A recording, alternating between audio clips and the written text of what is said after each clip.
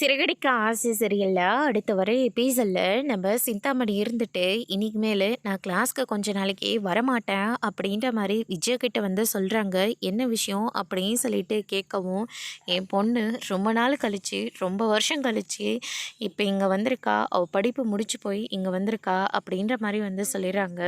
அதுக்கு அடுத்ததா, "உங்களுக்கு பொண்ணு இருக்காங்களா?" "ஆமா. அவ லண்டன்ல படிச்சுட்ருந்தா. அ நானும் அவங்க அப்பாவும் ஒண்ணா சேர்ந்து இருக்கல.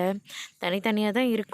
அவரோட பிஸ்னஸ அவரு பார்க்குறாரு. நான் என்னோட பிஸ்னஸ நான் பார்த்துட்ருக்கேன்." அப்படின்ற மாரியும் வந்து சொல்லிறாங்க. அதுக்கு அடுத்ததா வந்து பார்த்தீங்கன்னா, "உங்களுக்கு எந்த வயசுல பொண்ணு இருக்கா? என்ன படிச்சிருக்கா?" அப்படின்னு சொல்லிட்டு கேட்கவும், அவன் லண்டன்ல அவங்க அப்பாவோட பிஸ்னஸ ஃபுல்லா படிச்சுட்டு வந்திருக்கா. அவங்க அப்பாவோட பிஸ்னஸ தான் அவ எடுத்துக்க போறா அப்படின்ற மாரி வந்து சொல்லிறாங்க. பேசாம இந்த ரோகிணிய வெட்டி விட்டுட்டு, சிந்தாமணியோட பொண்ண கல்யாணம் பண்ணி வச்சிரலாமா? ஏன்னா, அவங்க அப்பா நெறையா பணம் சேர்த்து வச்சிருப்பாரு. பொண்ண வேற லண்டன்ல படிக்க வச்சிருக்காங்க.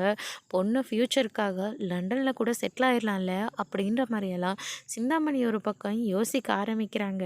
அதுக்கு அடுத்ததா இந்த பக்கம் வந்து பார்த்தீங்கன்னா, "அப்படின்னா நீங்க இனிமே இங்க வரமாட்டீங்களா?" அப்படின்னு சொல்லிட்டு கேட்கவும், பார்வதி இருந்துட்டு, அதுக்கு அடுத்ததா சிந்தாமணி இருந்துட்டு, "கொஞ்ச நாளைக்கு தான் வரமாட்டேன். அதுக்கப்புறமா கண்டிப்பா நான் வந்துருவேன்." அப்படின்னு சொல்லிட்டு சிந்தாமணி வந்து சொல்லிறாங்க. முத்து இருந்துட்டு பார்வதிய பார்க்கறதுக்காக வராங்க.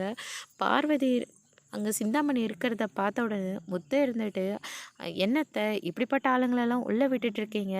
இங்க பாருங்க, பார்த்து பேசுங்க." அப்படின்னு சொல்லிட்டு சிந்தாமணி வந்து சொல்லிறாங்க. "மாஸ்டர் நான் கிளம்புறேன்." அப்படின்னு சொல்லிட்டு அங்கேருந்து கோவமா கிளம்புறாங்க. அதோட இன்னைக்கான பிரம்ம முடிச்சிருக்காங்க.